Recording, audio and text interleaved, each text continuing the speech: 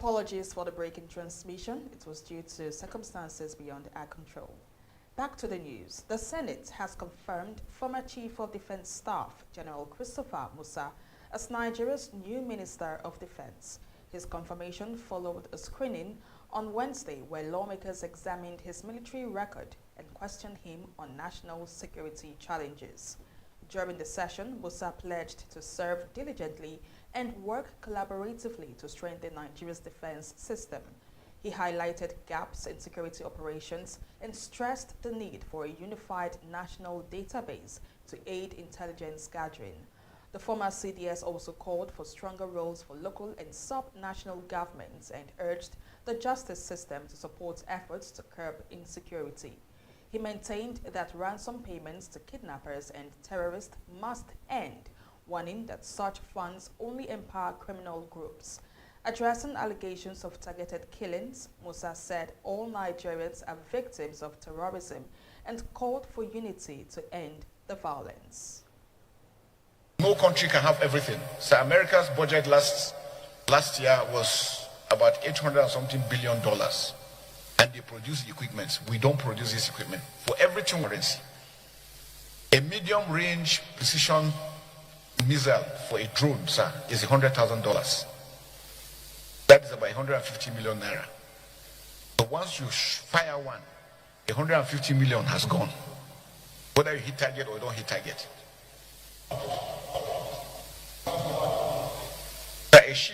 A ship, the medium-range ship will take up to probably 33,000 liters of fuel, 10 tankers. In 5-6 hours, fuel is finished. So you can imagine that defense is expensive. And that's why it's important for us to see that we can fund. And we can do government to government. Senate President Godswill Akpabio praised Musa's responses during the screening. A voice vote was taken and the Senate unanimously confirmed his nomination as Defense Minister. Newly sworn-in chairman of the National Population Commission, NPC, Dr. Aminu Yusuf, has pledged to deliver a transparent and credible national census. He spoke after taking the oath of office at the State House, assurance of transparency and an acceptable census. He expressed confidence in his team and said the president has given the commission a clear mandate. Nigeria last held the census in 2006, with repeated attempts since then delayed by funding challenges, insecurity, COVID-19 and political transitions. Even with new technology introduced, the 2023 exercise was postponed, and the Tinubu administration is still working out the timing and methodology for the next headcount.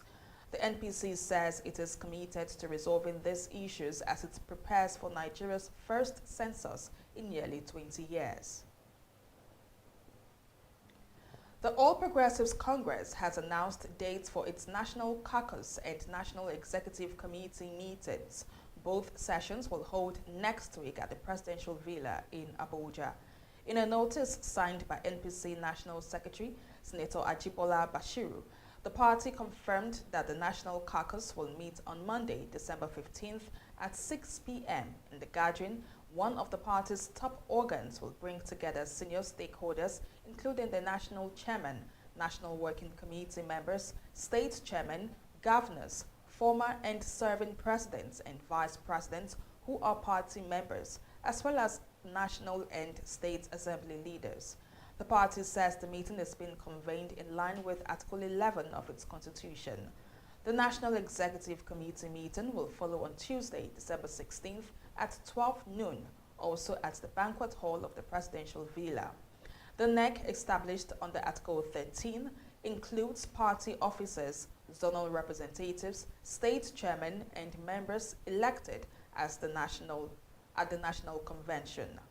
Both organs have been formally notified and directed to take note of the scheduled sessions. The meetings are expected to address key party issues as the APC continues internal preparations ahead of the coming political cycle. In Ekiti State, the African Democratic Congress governorship candidate Dare Bejide says he is confident the party will win the June 20th, 2026 elections. Addressing party members at the ADC State Secretariat in Ado-Ekiti, Bejide said the party's growing popularity, internal unity and rising public dissatisfaction with current administration gives the ADC a strong advantage ahead of the poll. Bejide, a former Nigerian High Commissioner to Canada, had earlier received his certificate of return at the party's National Secretariat in Abuja. He commended the 4 aspirants who ran against him in the primaries, saying their support will help strengthen the party. He declared that the ADC is poised to form the next government, adding that by this time next year, the party would be in the Ayoba government house.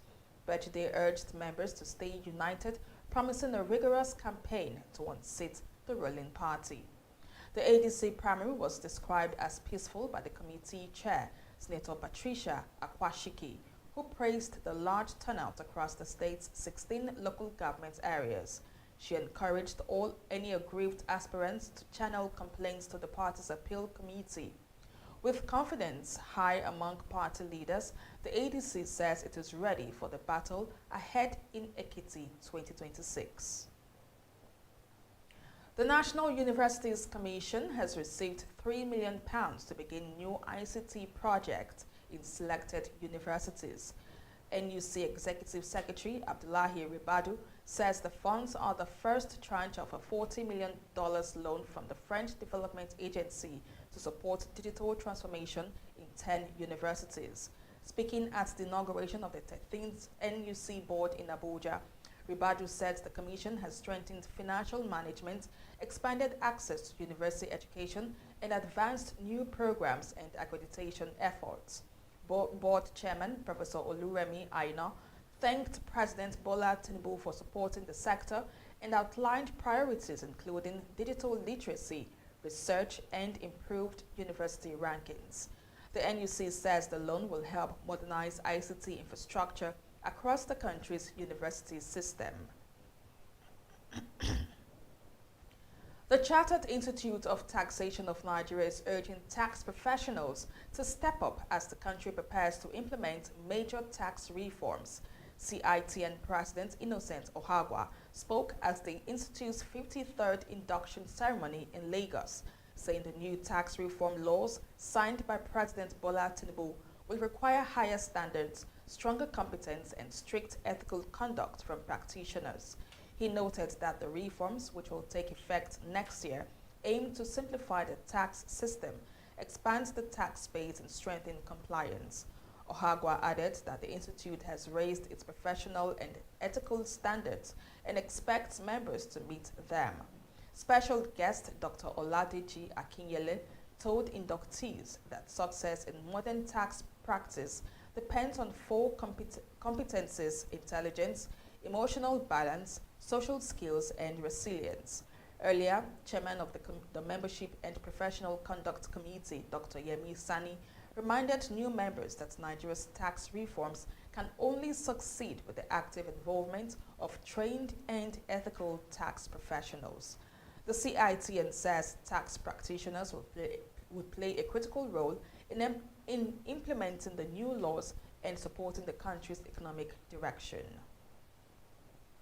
And now to the foreign scene. The United States has announced new measures to tackle rising attacks on Christians in Nigeria and other countries.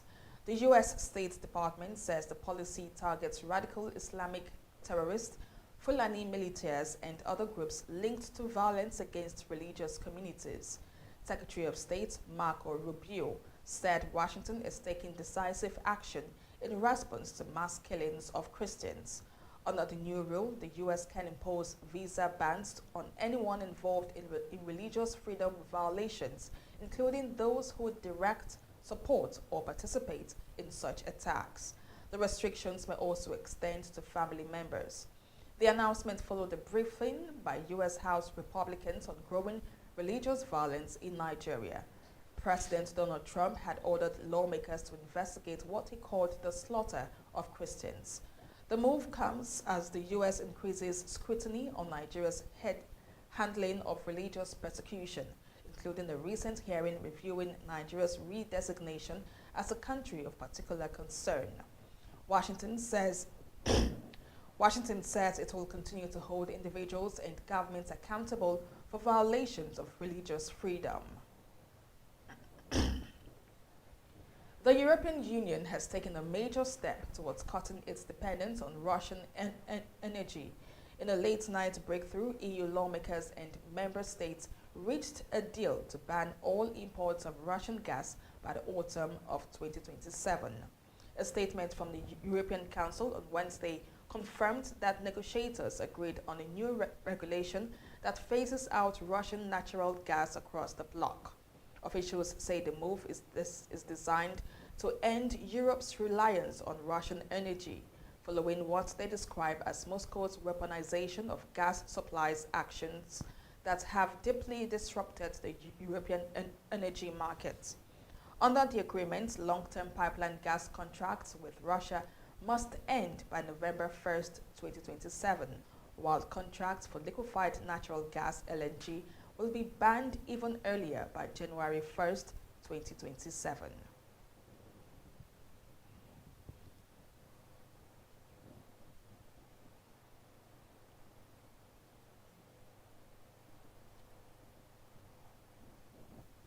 Today is indeed a historic day for our Union. Last night, we reached a provisional agreement on the Commission's proposal to fully phase out Russian fossil fuels. We're turning that page, and we're turning it for good. This is the dawn of a new era, the era of Europe's full energy independence from Russia. The deal now heads towards formal approval, marking a significant shift in Europe's energy strategy. And now on sports news, FIFA has given football clubs an extra week before releasing their African stars for the 2025 Africa Cup of Nations in Morocco. Under the new adjustment, top players like Mohamed Salah, Brian Mbeumo, and Achraf Hakimi will now join their national teams on December 15th instead of the earlier deadline of December 8th. European clubs had been worried about losing key squad members for up to 8 matches during a congested fixture period.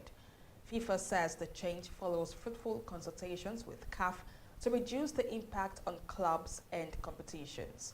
Premier League sides such as Liverpool, Manchester United and Manchester City will still lose important players for the tournament, running from December 21st to January 18th, but for a shorter period than feared.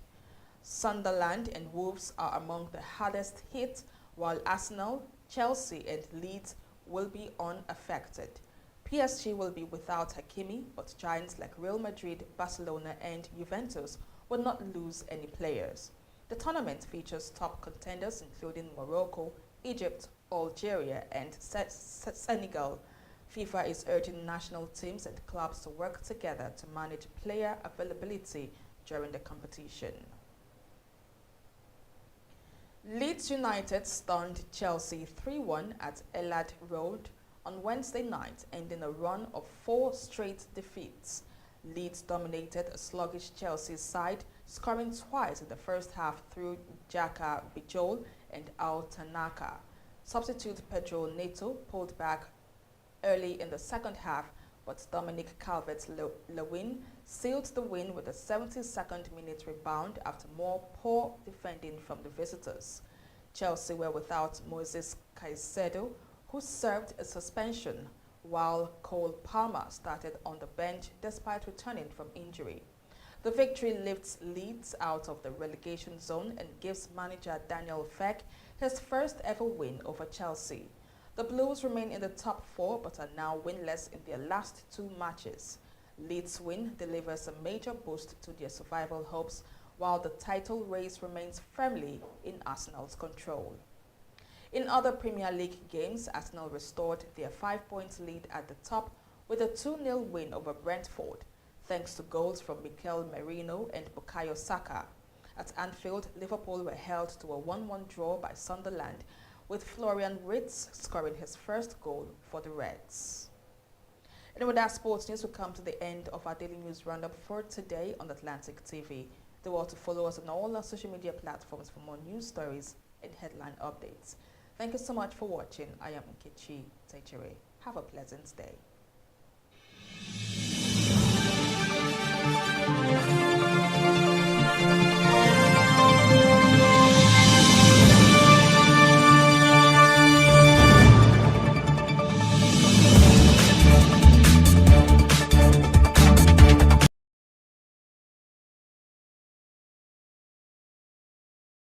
Every year, millions of lives are stolen, dreams cut short, futures traded in silence.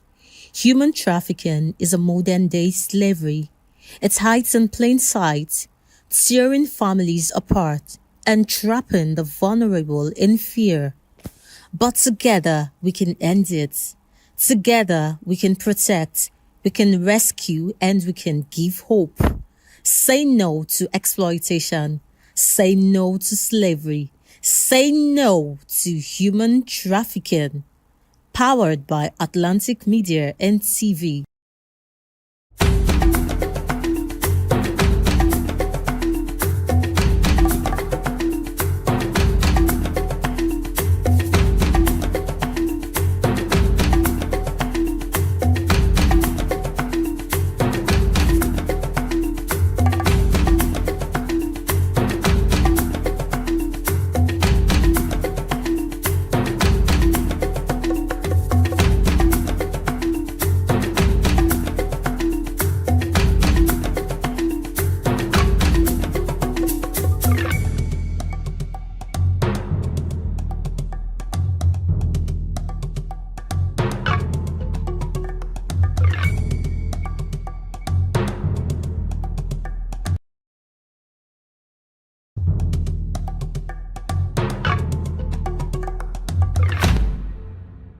Atlantic TV, culturally inclined, uniquely different.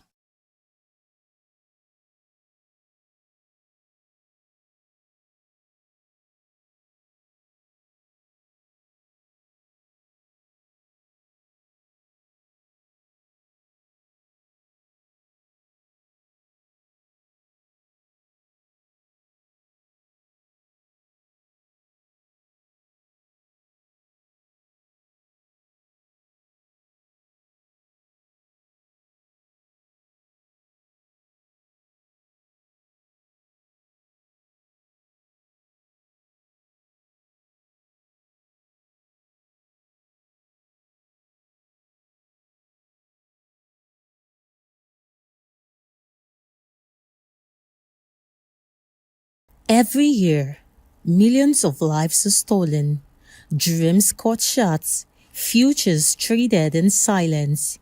Human trafficking is a modern-day slavery.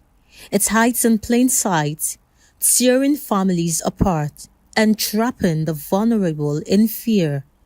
But together we can end it. Together we can protect, we can rescue, and we can give hope. Say no to exploitation. Say no to slavery. Say no to human trafficking. Powered by Atlantic Media and TV.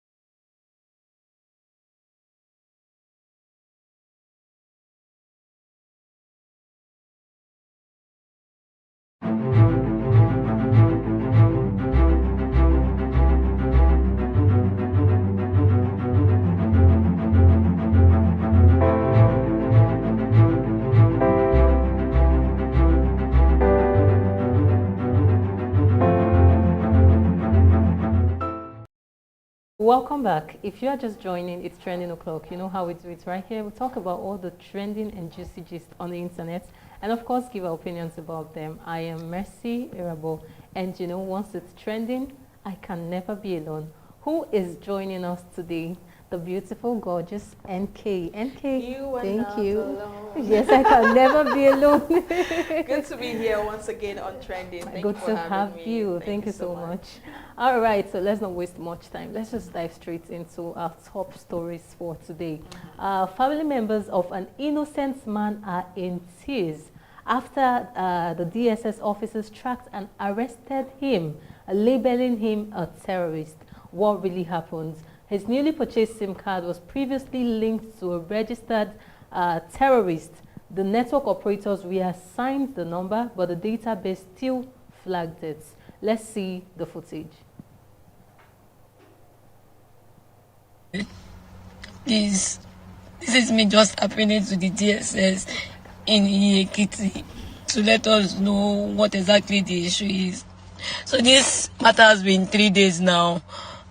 On Monday, I got a call that my dad has been arrested by DSS, and they came from Lagos to pick him in Ekiti. So they are in Ekiti presently. So the matter that they told me happened is SIM issue, and the SIM is what he bought in Lagos here when he came to see me. He bought the SIM in Lagos here when he had issue with his other line, and he left since then. Not for them to go and carry me on Sunday. This SIM is a registered SIM. I heard that he even took the pack along. Me wanna do an investigation because I don't know waiting happen exactly now like this. If people are not letting us communicate with him, if people are not allowing anybody come see him, I don't understand. People that went there, they said that they are using guns to chase them away. That they even said initially that he was not there. Later now he's there. You are not allowing them see him. What exactly is the problem? People are not saying anything. Please, this man has health issue. This one has health issue. Mona beg, He assigned the number on my BVN to someone else. I had to go and change the number. If you call the number, someone else will pick it up. It is very sad, yeah. This reassigning of inactive SIMs has to stop. To be honest, if it's inactive, let it stay that way. There are infinite combination of new numbers that can be formed by why reassign or used one. These people reassigned my old number to someone else, and the person created a Telegram account with it, and I got notified, and it was showing my name. Only for me to call the person, and he said he just bought the SIM. The guy bought the SIM to use for Yahoo, cause the Telegram profile picture is a white person. Just imagine. This is a very sad one, a very sad one. Very sad. But this should be a simple case to resolve if our intelligence agencies do their work. When did he purchase the line, and when was the line used for crime? What's the identity of the last user? This is crazy. I had one SIM like that, and I bought when I came back to Niger last time. Hausa speaking people kept calling the line non-stop. I quickly unlinked the line and threw it away. I don't have strength to explain. This is so saddening and heartbreaking. My phone was stolen 2 years ago. Before I could go and do welcome back, someone was already using my line. When I asked him why he was using it, he told me it was sold to him the previous day. This was when they stopped SIM registration. Okay, so a whole lot of persons have really gone through this. Now, and all the reassigned to somebody else. This is bad, honestly. Yeah, it's very bad. And if you notice, they've been dragging one particular company. But I don't want to talk about the company, though. I don't want to drag them. But it happened to me too. I bought that particular SIM exactly from this very company, and then I kept on getting calls from different persons, especially the Hausa speaking, just like somebody said, getting calls and they're speaking Hausa. Even one was able to speak English, telling me he wants to speak with the daughter. And one time I got SMS stating that the loan I got, I have to pay something. I'm like, I didn't get any loan. I just got the SIM card. Why am I getting messages from loan companies and all of that? So I think this reassigning of SIM is something that they it's really need to something look into. That needs to really stop. Yeah. It's something that really needs to stop, and I think these network providers should do better. Yeah. I mean, a case like this, I believe they should be notified, and if it's a case of bringing the former user of that line, let's get to know the record of the former user of that line, so it will help in investigations. I mean, look at that man. That man looks really old to commit any crime. So I think the DSS did not act out of intelligence. Yeah. They just, did what they did because, I mean, it was the man's number, that matched the terrorists or whoever they were looking for. But I think that was not intelligence gathering. I mean, they should have done better to do proper investigations before picking up the man. Now you have picked him up, you have held him for more than 3 days with no explanation. You will not allow people to see him. That man is entitled to a lawyer. Yeah, he is. And people should be able to ask questions. So I think that's a failed move on the DSS part, and a failed move on the government itself, because I mean things like this should be checked before actions should be taken. And I think the network providers also need some explanation to do as well, because we need to know who was using the line before it was reassigned to that man. And I think this case of reassigning of SIMs, I mean, it doesn't really make sense. We can generate new numbers. I mean, they have the procedure to generate new numbers. Why reassigning inactive SIMs? Before you even reassign an inactive SIM, do proper investigation on that SIM to make sure that every track record on the previous user is cleared out. And there's a way they do. There's a way they do this. Then I don't know if you've gotten any SIM of late. When you try to get SIM, unlike then when you get SIM, you just see the number and then you just select, I want a very simple number and all of that. Now you don't even get to see the number. When you register, then they will have to send the number as a text to you. So I feel that is the process of reassigning numbers to people. I feel network providers really need to do better. I have not bought a new SIM recently, and I really do not intend to. But then again, if that's what is happening, I think that's something that needs to be really checked. Yes, they really need to do better. They need to do better. Just imagine an innocent man being held in custody, all because he bought a SIM card. So should we stop using SIM cards? Because if you know you can't give us a new number, it has to be reassigning of old numbers. Just let us know so we know if we should stop using all of these services. I was privileged to choose my number when I got my SIM. That was then. Many years ago. Now, you don't choose your number. They will have to send a number to you through SMS. So this, I feel that's the process of reassigning it. If you want to reassign an old number to a new person, to a new subscriber, make sure that the backlog of the previous user, everything about the previous user is cleared out.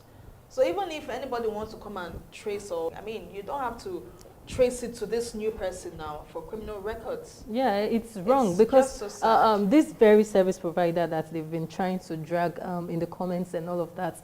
I remember during that SIM, is it when they said you should link your NIN to SIM cards and all of that? Some people just got, they were blocking different lines and all of that. Some people's line got blocked. And in less than 3 days, they'll just go to the office to see if they can actually just fix the whole problem. Only to get there and they'll tell you your number has been reassigned. It was really heartbreaking. It happened to my dad. My dad's number got blocked. And just how many days later, he went there and they told him the number has been reassigned. Truly, he tried calling the number and somebody else picked the number. So it's really sad. Imagine reassigning numbers of terrorists to innocent people and then putting them in a mess. This is totally a no-no for me. We ask the authorities investigate this. We are calling on the DSS to do their own due diligence. Yes, let's see that man being vindicated. Well, this is a developing story, and once we get more updates, we'll definitely bring them to you. Away from that, we've been seeing music legend Baba trending. We did that yesterday, and I told you that I will come back again today to talk about it because I know he will always come to debunk as usual. So Baba has spoken out after a post on Instagram stirred controversy involving his family. The post was in his official Instagram page and it says, "Help me." Now he's coming out to debunk as usual. According to him, the situation is being blown out of proportion and some people are putting his wife, Natasha, at risk. Yeah, we know they've called Natasha for questionings because we saw that video. We did it yesterday during the drama on Daddy Free's life. We saw all of those things, and then they've called her for questioning. And now the lovely husband is out here begging that you all should cease fire. Let's see the footage.